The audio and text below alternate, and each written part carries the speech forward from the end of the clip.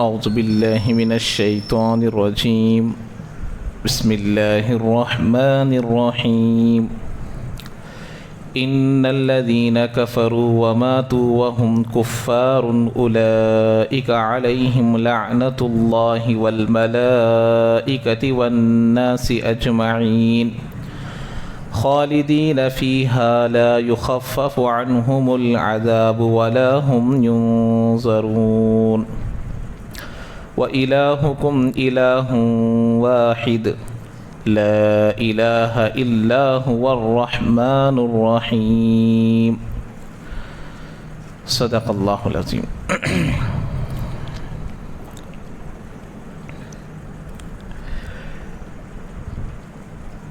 تو گزشتہ درس میں آپ لوگ یہ سن رہے تھے کہ اللہ کی نشانیوں کو، اللہ کے علم کو جو لوگ چھپاتے ہیں ان کو کیا سزا ملتی ہے، اس کا تذکرہ ہو گیا۔ اور اس کے بعد اللہ تعالیٰ ان لوگوں کا ذکر کیا جو ایسی غلطی کرنے کے بعد پھر توبہ کرتے ہیں اور توبہ کی اصلاح بھی کر لیتے ہیں، یعنی غلطی کی اصلاح بھی کرتے ہیں۔ صرف توبہ کافی نہیں ہے بلکہ اصلاح بھی ضروری ہے۔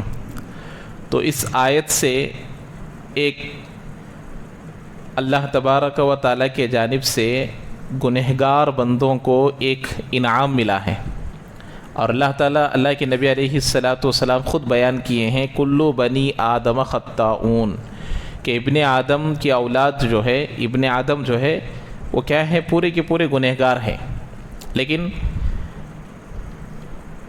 وخیر الخطائین التوابون، بہترین گنہگار، اچھا گنہگار وہ ہے جو بعد میں توبہ کرے۔ توبہ کو سمجھنے کے لیے ہمارے زبان میں اچھی سمجھ میں آ جائے، اچھی طریقے سے سمجھ میں آنے کے لیے اس کو یو ٹرن کہتے ہیں۔ جیسے کوئی آدمی راستہ بھٹک کر سامنے چلا گیا تو اب کیا کرنا پڑے گا، یو ٹرن کرنا پڑے گا۔ تو ایسے ہی گناہوں سے لوٹنے والا یو ٹرن کرنا پڑے گا۔ یو ٹرن کے بغیر آدمی کو اچھی زندگی نہیں ملتی۔ اور امام نووی رحمۃ اللہ علیہ نے لکھا ہے استغفار کے لیے، بخشش کے لیے صرف توبہ کافی نہیں ہے بلکہ 3 چیزوں کی ضرورت ہے۔ ایک ہے آدمی اپنے گناہ سے توبہ کرنا، جو گناہ ہوا ہے اس پر استغفار کرنا۔ دوسری چیز ہے اپنے کیے ہوئے گناہ پر شرمندگی رہنا، ندامت رہنا۔ تیسری چیز ہے پھر اس گناہ کو نہ کرنے کا عزم اور ارادہ کرنا۔ یہ 3 چیزیں مل کر توبہ کہلاتی ہیں۔ صرف استغفار، استغفر اللہ پڑھ لینا، توبہ کر لینا، یہ توبہ مکمل نہیں، ناقص توبہ ہے۔ تو اللہ نے ایسے یہاں پر توبہ کا ایک دروازہ کھول دیا کہ اِلَّا الَّذِينَ تَابُوا وَأَصْلَحُوا وَبَيَّنُوا۔ اب بینوں کا ایک تعلق ہم کو یہاں یہ بھی سمجھنا ہے کہ ہمارے گناہوں کو دیکھ کر جو لوگ بگڑ گئے اور جن کو ہم نے بگاڑا ان کو صحیح راستے پر لانے کی کوشش کرنا۔ یہاں اللہ نے بینوں کہا، جنہوں نے اللہ کی نشانیوں کو چھپایا، اب وہ چھپائے تھے، ایمان لے کر آ گئے، اصلاح کر لی، اب بیان کر رہے ہیں کہ پہلے ہم نے ان چیزوں کو چھپایا تھا، اب ظاہر کر رہے ہیں۔ تو ایسے ہی ہماری باتوں کو سن کر، ہمارے افعال کو دیکھ کر، ہمارے باتوں کو مان کر جو راستہ بھٹک گئے اب ان کو صحیح راستے پر لانا۔ اس کا میں ایک مثال آپ کو علامہ اقبال رحمۃ اللہ علیہ کی دیا کہ علامہ اقبال رحمۃ اللہ علیہ نے انور شاہ کشمیری رحمۃ اللہ علیہ کے پاس کیا جملہ کہا تھا۔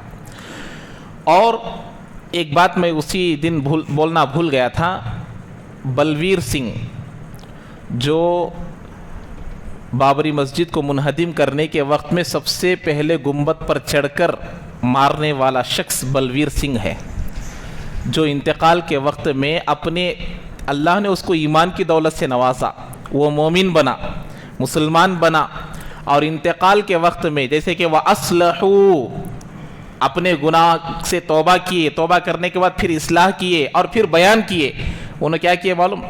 مرنے تک 91 مسجدوں کو بنا کر انتقال ہوئے، 90 پر 1 مساجد بنائے ہیں۔ تو یہ ہیں بینوا واصلحوا، اصلاح بھی کرنا اور بیان بھی کرنا۔ بلویر سنگھ آپ لوگوں نے دیکھا ہوگا، اچھی خاصی لمبی ٹوپی ڈالتے ہیں اور داڑھی بھی سفید ہو گئی تھی، شاید انتقال ہو گیا ہے ان کا۔ تو واصلحوا وبینوا، تو اللہ تعالیٰ ایسے لوگوں کو کہہ رہے ہیں کہ ایسے لوگوں کی ہی میں توبہ قبول کرتا ہوں۔ صرف توبہ کرنے والوں کی توبہ میرے پاس مقبول نہیں ہے۔ توبہ کن کی ہے؟ ان کاموں کو کرنا تو میں ان کی توبہ قبول کرتا ہوں. یہ بات ہو گئی. تو پہلے گناہ کو اللہ نے بیان کیا اور بعد میں توبہ کرنے والوں کی توبہ کا تذکرہ آیا. اب کن کی؟ جن کو توبہ ہی نہیں, اب ان کا تذکرہ ہے. وہ بات یہاں سے اب شروع ہو رہی. وہ کیا ہے کہ ان الذین کفروا وماتوا وهم کفار, وہ لوگ جنہوں نے کفر کو تو اختیار کیا اور اسی کفر پر ان کا انتقال ہو گیا, اسی کفر کے ساتھ وہ دنیا سے گئے. تو اللہ تعالیٰ کہہ رہے ہیں کہ دیکھو وماتوا وهم کفار اولئک علیہم لعنۃ اللہ والملائکۃ والناس اجمعین, تو یہی وہ لوگ ہیں جن پر اللہ کی, فرشتوں کی اور تمام لوگوں کی لعنت ہے. لعنت کا کیا مطلب؟ لعنت کا مطلب ہے اللہ کی رحمت سے دور, اللہ کی رحمت سے دور رہنے کو لعنت کہتے ہیں. تو اب ان پر اللہ کی بھی لعنت ہے, فرشتوں کی بھی لعنت ہے اور تمام لوگوں کی لعنت. تمام لوگوں کی لعنت کا کیا مطلب ہے میں سمجھا دیا آپ کو. جیسے ایک آدمی کسی کو بد دعا دیتا ہے کسی برے کام پر, بعد میں وہی آدمی اس برے کام کو کرتا ہے تو اس کی بد دعا بھی اس کے ساتھ لگی ہوئی ہے. جیسے جھوٹ بولنے والے کو اب میں لعنت کرتا ہوں کہ بھئی اس پر لعنت ہو, اللہ کی یہ برباد ہو جائے, لعنت ہے, بد دعا ہے. بعد میں خود وہ کام کیا تو اس میری بددعا خود مجھے بھی لگے گی. ایسے ہی دنیا کے پورے لوگ ظالمین پر بددعا کرتے ہیں, تو ایسے ہی تمام فرشتے, اللہ اور لوگوں کی بھی لعنت ایسے لوگوں پر ہوتی ہے جو کفر پر انتقال کر جاتے ہیں. تو ایسے لوگوں کے لیے توبہ نہیں ہو سکتی جو کفر پر انتقال کر جاتے ہیں. اب اللہ آگے ان کی ایک کیفیت, ان کے ایک سچویشن کو بیان کر رہا ہے. وہ کیا ہے؟ خالدین فیہا, یہ جو سزا ملے گی تھوڑی دیر کے لیے نہیں, کچھ مہینوں کے لیے نہیں, کچھ سالوں کے لیے نہیں, ہمیشہ ہمیشہ کے لیے. تو اب یہاں پر ہم کو ایک مسئلہ معلوم کر لینا ہے کہ اللہ نے جہنم میں جانے کا معیار یہاں پر کفر پر موت کو بنایا ہے. تو جب تک کسی آدمی کے کفر پر انتقال ہونے کا یقین نہ ہو جائے اس کو نام لے کر بد دعا دینا جائز نہیں ہے. جب تک اب ہمارے پاس کوئی دلیل ہے زندہ آدمی ہے یہ کفر پر ہی مرے گا, ایسی کوئی دلیل ہے ہمارے پاس نہیں ہے. ارے نبی نام لے لے کر بد دعا دیے ہیں, نبی کے پاس وحی آتی تھی, نبی کے پاس جبرائیل آتے تھے, نبی کے پاس اللہ کی بات آتی تھی, نبی کو الہام ہوتا تھا, اللہ کے جانب سے بات پہنچتی تھی کہ یہ کفر پر ہی مرے گا. تو اللہ کے نبی ان کو, اس لیے اللہ قل یا ایھا الکافرون کہا, آپ کافروں سے کہیے. اللہ کے نبی نام لے لے کر دعا کرتے تھے کہ اللہ اس کو ہلاک کر دے, اس کو ہلاک کر دے, اس کو ہلاک کر دے. تو یہ اللہ کے نبی کے پاس پہنچا ہوا علم کی وجہ سے. اب ہمارے پاس کوئی علم ہے کہ بھئی فلاں اس پر موت, اس پر کفر پر موت آئے گی, اس پر موت آئے گی, نہیں ہے, یقینی علم نہیں ہے. تو ہمارے لیے ضروری ہے کہ نام لے کر کسی بھی ظالم کو بد دعا دینا جائز نہیں ہے. لیکن کب بد دعا دے سکتے ہیں؟ مجموعی طور پر بد دعا دے سکتے ہیں. تمام کفار پر اللہ کی لعنت ہو, تمام ظالمین پر اللہ کی لعنت ہو. کیونکہ اور اس لیے بعض دعاؤں میں آپ نے سنا ہوگا کہ اے اللہ ان کے حق میں ہدایت ہو تو ان کو ہدایت سے نواز. نام لے لے کر دعا کرو. ہم لوگ جن کو اپنے دشمن سمجھتے ہیں نام لے کر ہدایت کی دعا کرو. جو اپنی طاقت, اپنی قوت, اپنے سرمایے کو اسلام کے مٹانے میں, اسلام کو ختم کرنے میں, نبی کی بات کو ختم کرنے میں لگا رہا ہے, اللہ اگر اس کو دین کی دولت سے نوازے گا تو کتنا دین کا کام ہوگا ہم تصور بھی نہیں کر سکتے. ابھی بتایا نا بلویر سنگھ جو بابری مسجد کو سب سے پہلے مارنے والا, گنبد پر جا کر پہلا ہتھوڑا مارنے والا, اللہ نے ہدایت دیا تو 90 پر 1 مساجد کو بنا کر انتقال کر گیا. تو دعا کر سکتے ہیں. تو اسی لیے اب اسرائیل میں ظلم ہو رہا ہے, ہندوستان پر ظالمین ظلم کر رہے ہیں, تو نام لے کر بد دعا کرے بغیر مطلق طور پر ظالمین کو نیست و نابود فرما, یہ ہم دعا کر سکتے ہیں. لیکن نام لے کر فلاں کو ہلاک کر دے, فلاں کو برباد کر دے, ہم نہیں کر سکتے. کافر کو بھی نہیں کر سکتے. کیوں؟ ارے بھائی ایسا ہی آدمی بعد میں جا کر مومن بن گیا تو.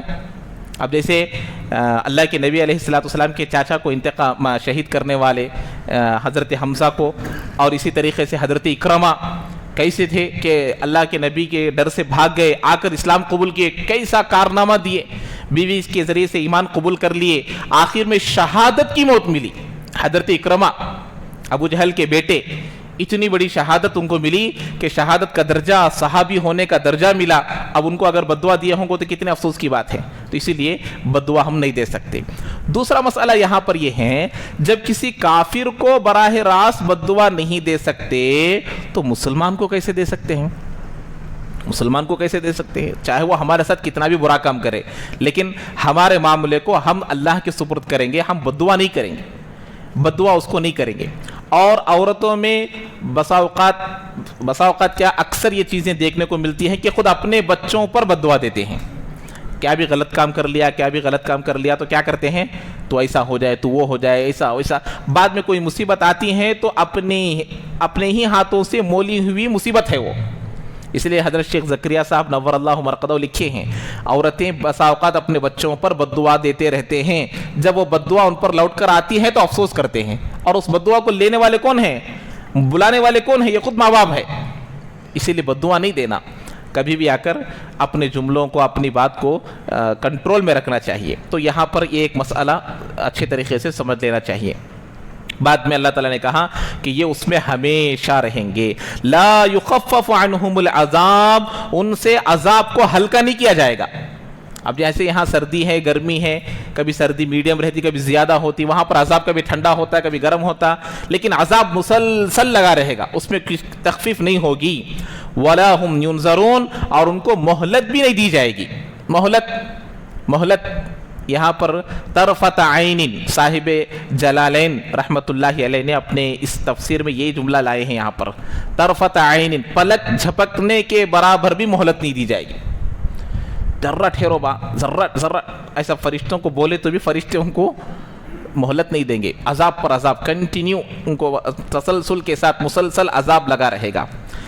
اب یہاں پر دیکھیے، وَإِلَٰهُكُمْ إِلَٰهٌ وَاحِدٌ، تمہارا پروردگار ایک ہی اللہ ہے، ایک ہی معبود ہے، لا الہ الا هو الرحمن الرحیم، اس کے سوا کوئی معبود نہیں ہے، وہ سب پر مہربان ہے اور بڑا مہربان ہے۔ بات چل رہی تھی نشانیوں کو چھپانے سے، بعد میں بات آئی توبہ کرنے والوں کی، بعد میں بات آئی کفر پر موت ہونے والوں کی، بعد میں بات آئی عذاب جہنم کی۔ اب یہاں پر ایک سینٹنس آ رہا ہے جو ماقبل سے کوئی کنیکشن نہیں ہے، وَإِلَٰهُكُمْ إِلَٰهٌ وَاحِدٌ، بات سمجھ رہے ہیں؟ اب بات ایک کے بعد ایک بات کو کیا ہے، کنیکشن ہے نہیں ہے، لیکن یہاں کچھ کنیکشن معلوم ہو رہا ہے کیا، ایک دم سینٹنس ہی بدل گیا، اسپیچ ہی بدل جا رہا ہے، کہ آنا تو کچھ اور بات تھی، لیکن یہاں پر ایک دم ایک سینٹنس اللہ الگ سے لے کر آ گئے، وَإِلَٰهُكُمْ إِلَٰهٌ وَاحِدٌ، تمہارا رب ایک ہی اللہ ہے، اس کے سوا کوئی معبود نہیں، وہ سب پر مہربان ہے، بڑا مہربان ہے۔ یہاں پر رکوع ختم۔ تو یہاں پر دیکھیے عذاب جہنم کے بعد اس جملے کو اللہ نے ایسا اس لیے لے کر آیا ہے، دنیا میں آپ لوگوں نے دیکھا ہوگا، دنیا میں جب کوئی آدمی ہمارے مقابل میں آتا ہے، ہمارے سے بڑا، ہمارے سے طاقتور کوئی مقابل میں آتا ہے، تو ہم اس سے بھی بڑے کے پاس جاتے ہیں۔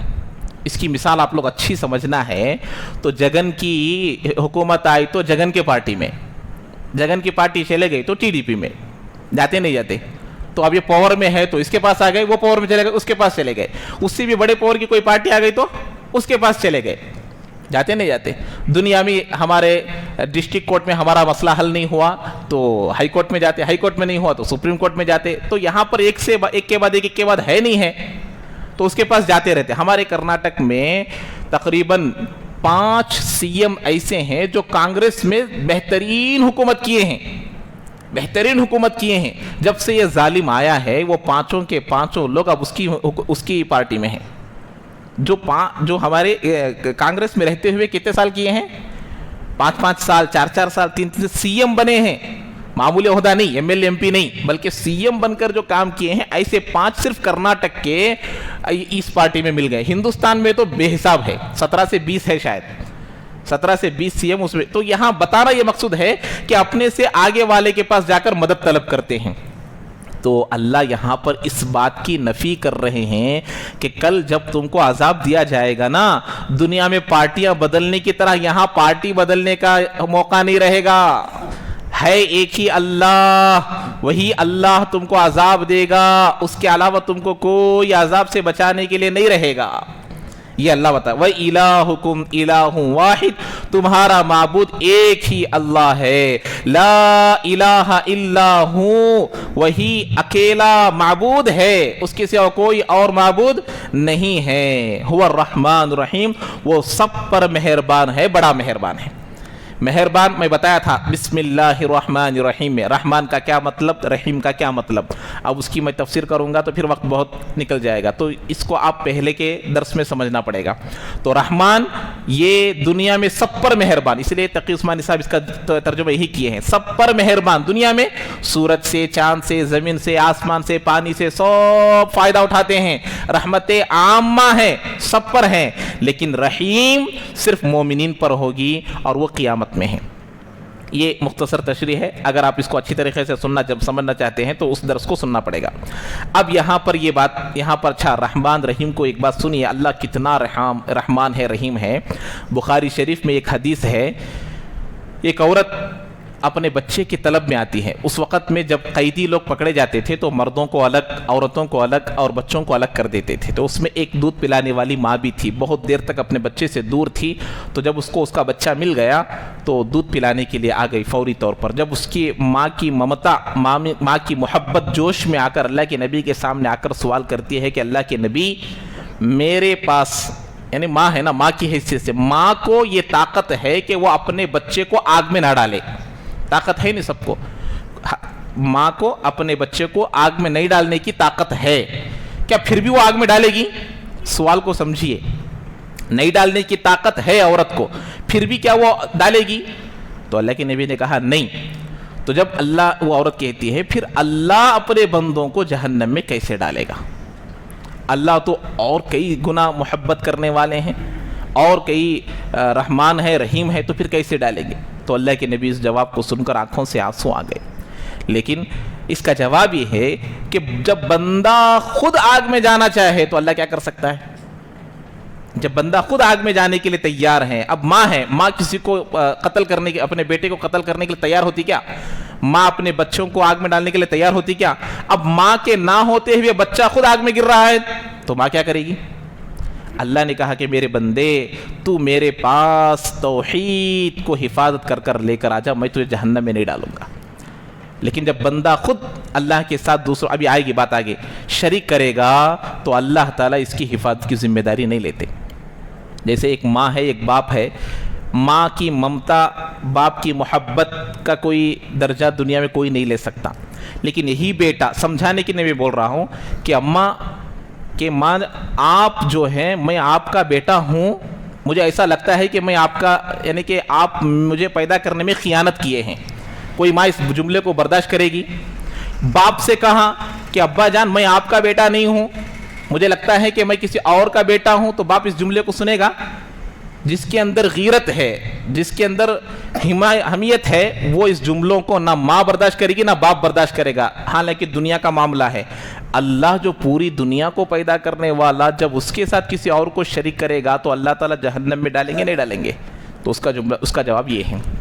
اب دیکھیے جب یہ آیت آ گئی وَإِلَٰهُكُمْ إِلَٰهٌ وَاحِدٌ، تو مکے والوں نے ایک ہی اللہ ہے، وہی رحمان ہے، وہی رحیم ہے، تو اس جملے کو سن کر مکے والے مشرکین، یہود، یہ سب لوگ اللہ کے نبی کے پاس آ کر سوال کرنے لگے، کیا دنیا میں ایک ہی چل رہا ہے سو کہ دنیا میں پوری رحمت اللہ کی 600، رحمان اکیلا اللہ 600، ایسے بے تکا سوالات کرنے لگے۔ تو اس وقت اس جواب میں اللہ تبارک و تعالی یہاں پر اس آیت کو لے کر آ رہے ہیں، جس میں اللہ کی رحمت کہاں کہاں ہے، اللہ کی قدرت کہاں کہاں ہے، اللہ کی رحمت اور اللہ کی جو وحدانیت ہے، یہ تمام چیزیں کہاں ہیں، اس کو یہاں پر بیان کیا جا رہا ہے۔ اس میں ان کا اشکال سمجھ میں آنا، جب یہ آیت آئی وَإِلَٰهُكُمْ إِلَٰهٌ وَاحِدٌ، ایک ہی رحمان ہے، اس کے سوا کوئی معبود نہیں، وہی رحمان ہے، وہی رحیم ہے، تو اشکال کرنے پر اب یہ آئے کیا ہے، ان فی خلق السماوات والارض، یقیناً زمین و آسمان کو پیدا کرنے میں، زمین اور آسمان 7 نشانیوں کا اللہ نے یہاں بیان کیا، کتنے ٹوٹل 7 نشانیاں، ان 7 نشانیوں میں اللہ کی رحمت پھوٹ پھوٹ کر نظر آتی ہے۔ ان پر آدمی اگر غور کرے گا، فکر کرے گا، سوچے گا، سمجھے گا تو اللہ کی وحدانیت اس کے سامنے آئے گی، اور وہ اللہ کو ایک ماننے پر مجبور ہوگا، وحدانیت کو ماننے پر مجبور ہوگا۔ سب سے پہلے اللہ نے فرمایا زمین و آسمان کو پیدا کرنے میں، ज़मीन और आसमान को पैदा करने में। आपने देखा होगा दुनिया में जितने भी मुशरिकीन हैं, जितने भी शिर्क करने वाले हैं, ये कभी भी नहीं बोलते कि ज़मीन को इसने पैदा किया, आसमान को इसने पैदा किया, नहीं, वो क्या बोलते? माबूद बोलते। बस क्या बोलते? माबूद बोलते। तो इसीलिए, और उनसे बोलो कि जब ये कहते हैं कि तुम्हारा माबूद कौन है, तो आखिर में उनका जुमला एक ही निकलता, देवड़ू, भगवंतड़ू। इसका रूप नहीं है, वो एक एक का एक एक नाम रखे हैं, ये फलां बुत है, फलां बुत है, फलां बुत है, फलां बुत है। अल्लाह ने खुद कुरान में कहा, वला इन सअलतहुम मन खलक़स समावाति वल अर्ज़ लयक़ूलुन्न अल्लाह। जब तो आप उनसे पूछेंगे कि ये ज़मीन और आसमान को किसने पैदा किया, तो वो खुद कहेंगे अल्लाह। अल्लाह का तर्जुमा है ये, भगवंतड़ू, देवड़ू। इसका कोई रूप नहीं है, उनके पास भी नहीं है। तो वो यहाँ पर अल्लाह बता रहे हैं कि देखो ये रहमान है जिसने ज़मीन और आसमान को पैदा किया। अब अगर तुम शिर्क करते हो तो अल्लाह कौन है? बदीउस समावात, बगैर नमूने के पैदा करने वाला। अगर तुम इनको माबूद मानते हो तो इनका भी आसमान दिखाओ, है? इन बुतों का कोई आसमान दिखाओ, इन बुतों की कोई जमीन दिखाओ।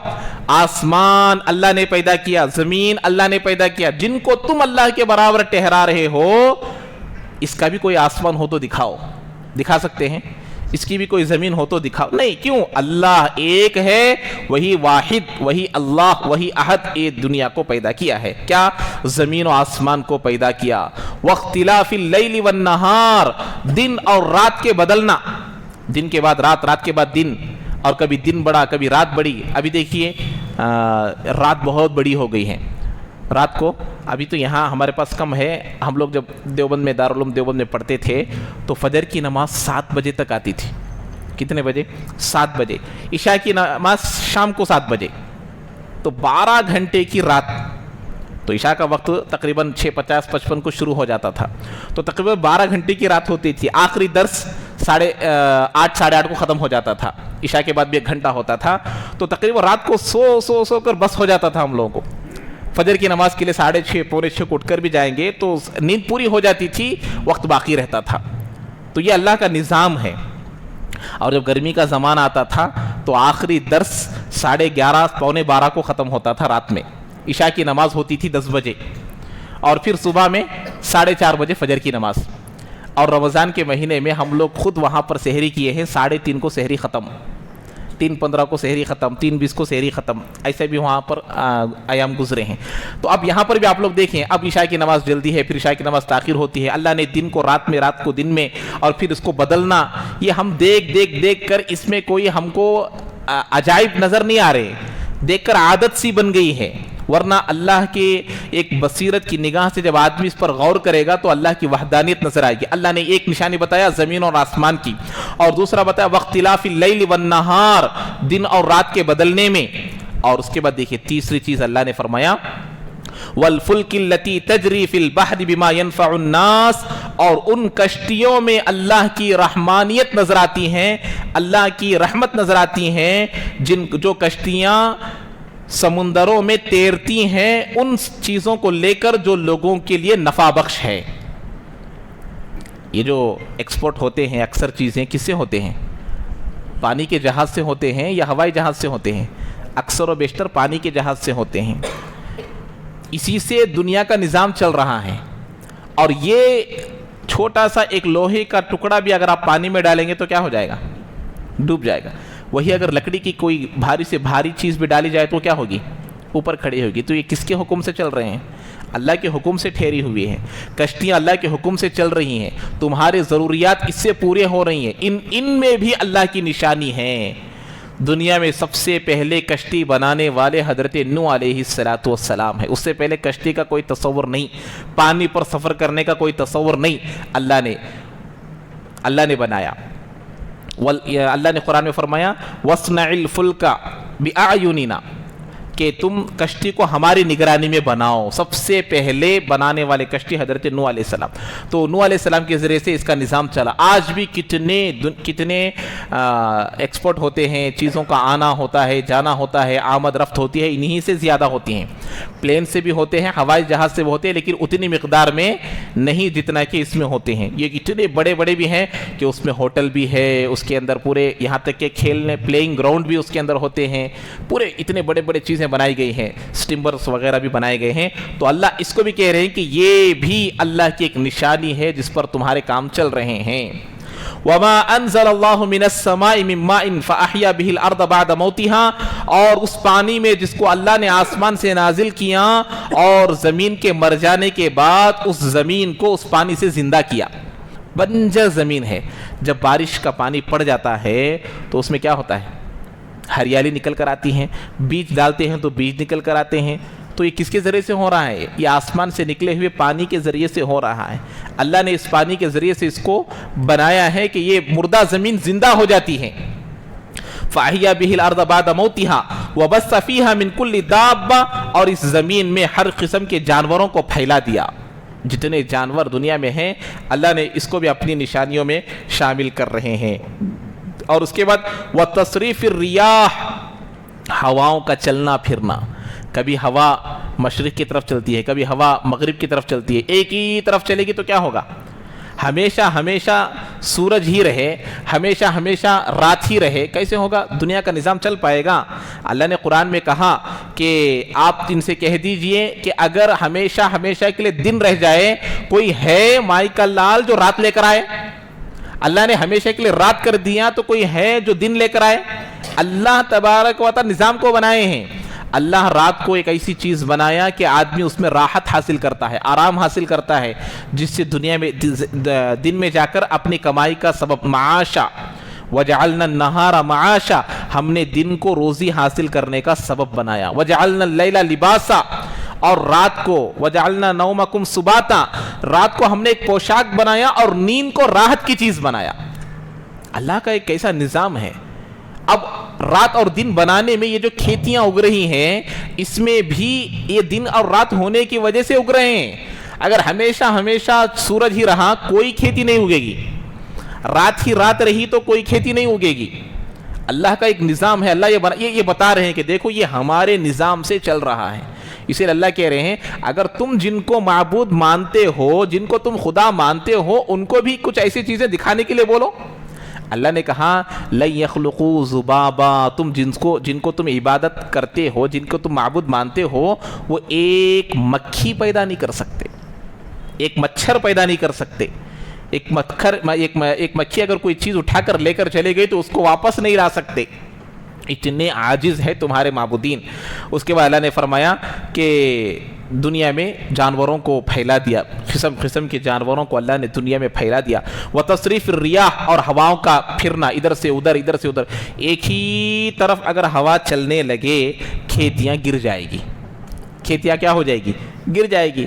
تو اللہ نے بیلنس مینٹین کیا، ادھر سے بھی ہوا چلتی ہے ادھر سے بھی ہوا چلتی ہے تاکہ کھیتیاں مضبوط ہو سکیں، یہ بھی تصریف الریاح۔ اس کے بعد والسحاب المسخر بین السماء والارض، اور وہ بادل، ابر، بادل جو آسمان اور زمین کے درمیان پھرتے ہیں حکم کے تابعداری کرتے ہوئے۔ یہ جو آسمان میں بادل پھرتے رہتے ہیں، جب ان کی آواز بھی آتی ہے، اگر وہ برف کی حالت میں اگر زمین پر گر جائے تو ایٹم بم سے کم نہیں ہے، ہلاک ہو جائیں گے۔ اللہ نے اس کو پانی کی شکل میں، بوند کی شکل میں، قطروں کی شکل میں زمین پر اتارتے ہیں۔ یہ اللہ کی کتنی بڑی رحمت ہے۔ بسا اوقات آپ لوگ دیکھے ہوں گے وہ برف کی شکل میں گرتے ہیں تو کتنا نقصان ہو جاتا ہے، آدمیوں کی ہلاکت ہو جاتی ہے، ہلاک ہو جاتے ہیں لوگ، گھر ٹوٹ جاتے ہیں، تو اللہ نے اس کو قطروں کی شکل میں نازل کرتے ہیں۔ تو اللہ فرما رہے ہیں کہ دیکھو یہ حکم میں چلتے ہیں، بارش کہاں ہونا، کتنی ہونا۔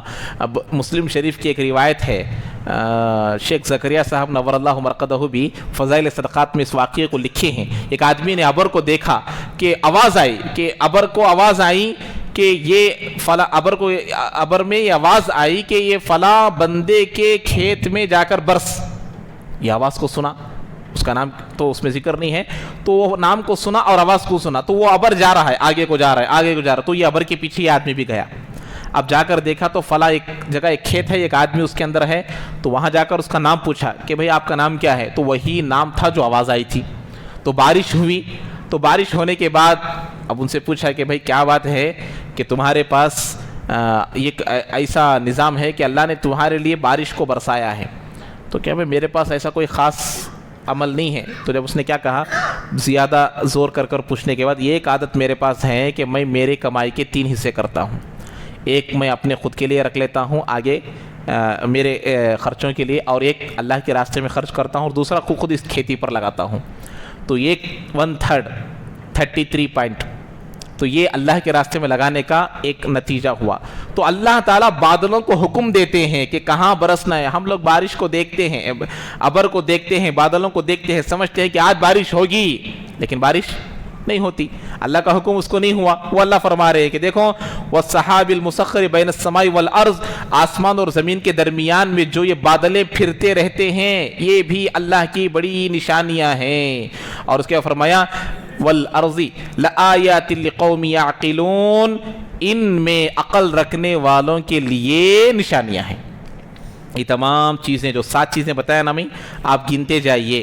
زمین اور آسمان کو پیدا کرنے میں, رات اور دن کے بدلنے میں, اور کشتیوں کے جو سمندروں میں تیرتی ہیں, اور آسمان سے نازل ہونے والے پانی میں, اور اس کے بعد زمین میں جو پھیلائے ہیں جانوروں کو, اور ہواؤں کے پھیرنے میں, اور آخری چیز بادلوں میں جو زمین اور آسمان کے درمیان پھرتے ہیں. 7 ہوئے نا. یہ 7 چیزوں کو اللہ نے بیان کیا. ان تمام چیزوں میں نشانیاں کن کے لیے ہیں؟ عقل رکھنے والوں کے لیے ہیں.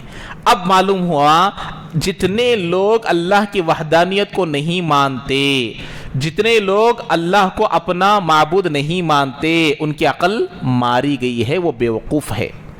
وہ کیا ہے؟ وہ بیوقوف ہے جو اللہ کو نہیں مانتے. ایک اللہ کو نہیں مانتے. اب آگے بات آ رہی ہے کہ دنیا میں دیکھیے وَمِنَ النَّاسِ مَن يَتَّخِذُ مِن دُونِ اللَّهِ أَندَادًا يُحِبُّونَهُمْ كَحُبِّ اللَّهِ, لوگوں میں سے بعض وہ ہے جو اللہ کو چھوڑ کر دوسروں کو معبود بنا لیتے ہیں. دوسروں کو چھوڑ کر, اللہ کو چھوڑ کر دوسروں کو معبود بنا لیتے ہیں, اور ان سے محبت کرتے ہیں اللہ سے محبت کرنے کی طرح. اللہ سے جیسا ہمارا تعلق رہنا ہے, اللہ سے جیسی ہمارا کنیکشن رہنا ہے, ویسا کنیکشن ان معبودین سے کرتے ہیں. دنیا میں آپ نے دیکھا ہوگا جو لوگ اللہ کو چھوڑ کر عبادت کرتے ہیں, اب آگے ہیں میں ابھی وہ بات بتاتا ہوں. تو وہ لوگ جو اللہ کو چھوڑ کر دوسروں کو معبود بنا لیتے ہیں, وہ ان سے ایسی محبت کرتے ہیں جیسے اللہ سے محبت کرتے ہیں کرنی ہے. واللہ آمنوا والذین آمنوا اشد حبا للہ, اور جو ایمان لے کر آئے وہ سب سے زیادہ اللہ ہی سے محبت کرتے ہیں. مشرکین دوسروں کو معبود بنا لیے. وہ اللہ کو مانتے تھے لیکن اللہ کے ساتھ دوسروں کو شریک کرتے تھے, پارٹنر بناتے تھے. تو اب یہاں دیکھیے شرک کرنے والے, آپ بھی غور کر لیجئے, یہ 100% بات صحیح رہے گی انشاءاللہ. جتنے لوگ اللہ کو چھوڑ کر شرک میں مبتلا ہے, درگاہوں کے پاس جاتے ہیں, بابا کے پاس جاتے ہیں, اس کے پاس جاتے ہیں, اس کے پاس جاتے ہیں, جب اس بابا کے پاس, اس درگاہ کے پاس, اس صاحب کے پاس کام نہیں بنا, دوسرے صاحب کے پاس جاتے نہیں جاتے, دوسرے درگاہ کے پاس جاتے نہیں جاتے, دوسرے قبر والے کے پاس جاتے نہیں جاتے. یہ شرک ہونے کی دلیل ہے. یہ کیا ہونے کی دلیل ہے؟ کیوں بھئی ان سے کام نہیں ہوا تو ان سے ہوتا کیا کی, ان سے نہیں ہوا تو ان سے ہوتا کیا کی. لیکن ایمان والے وہ ہے کام بنا تو بھی وہی اللہ, کام نہیں بنا تو بھی وہی اللہ. وہ شرک نہیں کرتے کیونکہ اللہ کو معلوم ہے کہ میرا کام ہونا ہے نہیں ہونا ہے, میرے حق میں خیر ہے تو وہ کام ہوگا, وہ کسی اور جگہ نہیں جائیں گے. اور یہ وہ لوگ ہیں, یہ شرک کرنے والے جو ہے, بھئی یہ دیوتا سے کام نہیں ہوا دوسری دیوتا کے پاس گئے, یہ دیوی سے کام نہیں ہوا دوسری دیوی کے پاس چلے گئے. وہی درگاہ والوں کا کام ہے, وہی صاحبوں کا کام ہے, جو صاحبوں کو مانتے ہیں, جو اپنے بڑوں کو مانتے ہیں. وہ کہتے ہیں کہ میں تیرا کام کر دوں گا, میں تیرا کام کر دوں گا, تو نماز پڑھنے کی ضرورت نہیں ہے, تیری نماز میں دیکھ لوں گا, تیرا روزہ میں دیکھ لوں گا. یہ جو کہتے ہیں نا, ان کا سب حال یہی ہے. تو ایمان والے وہ ہیں جو کام بنے نہ بنے, مصیبت آئے خوشی آئے, جان چلے جائے جان باقی رہے, بیماری آئے بیماری نہ, اے اللہ میں راضی ہوں, تو میرے کاموں کو بنانے والا ہے, میں تیرا بندہ ہوں. جیسے بکری قصاب کے حوالے ہو گئی, جو چاہے کر لے, تو بندہ اس کو کہتے ہیں. اس لیے اللہ نے کہا والذین آمنوا اشد حبا للہ, ایمان والے تو اللہ ہی سے سب سے محبت کرتے ہیں, سب سے محبت کرتے ہیں, سب سے زیادہ اللہ ہی سے محبت کرتے ہیں. اب اس کے بعد وَلَوْ يَرَى الَّذِينَ ظَلَمُوا إِذْ يَرَوْنَ الْعَذَابَ أَنَّ الْقُوَّةَ لِلَّهِ جَمِيعًا وَأَنَّ اللَّهَ شَدِيدُ الْعَذَابِ. اب یہ ظالمین لوگ جب عذاب کو دیکھیں گے, دنیا میں کام نہیں ہونے کو دیکھیں گے, आखिरत में अजाब को देखेंगे जब मालूम होगा कि भाई कुव्वत ताकत अल्लाह ही के लिए है, किसी और के लिए नहीं है। नफ़ा देने वाली ज़ात अल्लाह की है, बीमारी देने वाली ज़ात अल्लाह की है। जब अजाब को देखेंगे, जब ये बात समझ में आएगी कि कुव्वत अल्लाह ही के लिए है और अल्लाह ताला सख्त अजाब देने वाले हैं। शिर्क के मामले में अल्लाह नरम नहीं है। अब जितने बड़े गुनाह कर आइए, उम्मीद रखकर आदमी गया तो अल्लाह माफ़ करेंगे, लेकिन शिर्क कर भी उम्मीद रखेगा तो अल्लाह माफ़ नहीं करेंगे। बताया ना, माँ की ममता भी उस इल्ज़ाम को बर्दाश्त करेगी, बाप की मोहब्बत भी उस इल्ज़ाम को बर्दाश्त करेगी। कोई बाप इस बात को बर्दाश्त नहीं करेगा, कोई माँ इस बात को बर्दाश्त नहीं करेगा। ऐसे ही अल्लाह पार्टनरशिप को पसंद नहीं करते। अब आगे देखिए, दुनिया में जिन लोगों की बातों को सुनकर शिर्क में मुब्तला हुए, गुनाहों में मुब्तला हुए और बड़े बड़े गुनाहों को अपनाए, उनसे कैसे ताल्लुक़ तोड़ देते हैं दुनिया में बुरे कामों को। जैसे इसकी भी एक मिसाल मैं आपको दिखाता हूँ। गाली जनार्दन रेड्डी मालूम होगा आप लोगों को, मालूम है? वो तो उसको तो पूरी दुनिया जानती है, हम क्यों नहीं जानते। तो गाली जनार्दन रेड्डी को जब पकड़ा गया तो जगन से उसके अच्छे ताल्लुकात है, लेकिन जब पकड़ा गया तो सीबीआई वालों ने, ईडी वालों ने जब तहकीक के लिए बुलाए तो भाई गाली जनार्दन तुमको मालूम है? मालूम नहीं। उन्हें कौन है कि ये क़यामत के दिन होगा, उसका तज़किरा आगे आ रहा है। तो इसको इंशाअल्लाह अगले पीर को तफसील के साथ बयान करूँगा। और उसके बाद वाले रुकू में अल्लाह तबारक व तआला एक शिर्क की किस्म को बयान की। एक तो शिर्क है अल्लाह के साथ किसी और को शरीक करना, दूसरा शिर्क है हलाल को हराम करना, हराम को हलाल करना। उसका तज़किरा भी तफसील के साथ इंशाअल्लाह अगले पीर को आएगा। अल्लाह तबारक व तआला हम तमाम को अमल की तौफीक नसीब फरमाए। सुब्हानल्लाहि व बिहम्दिही, सुब्हानकल्लाहुम्मा व बिहम्दिका, व नशहदु अन ला इलाहा इल्ला अंता नस्तगफिरुका व नतूबु इलैक।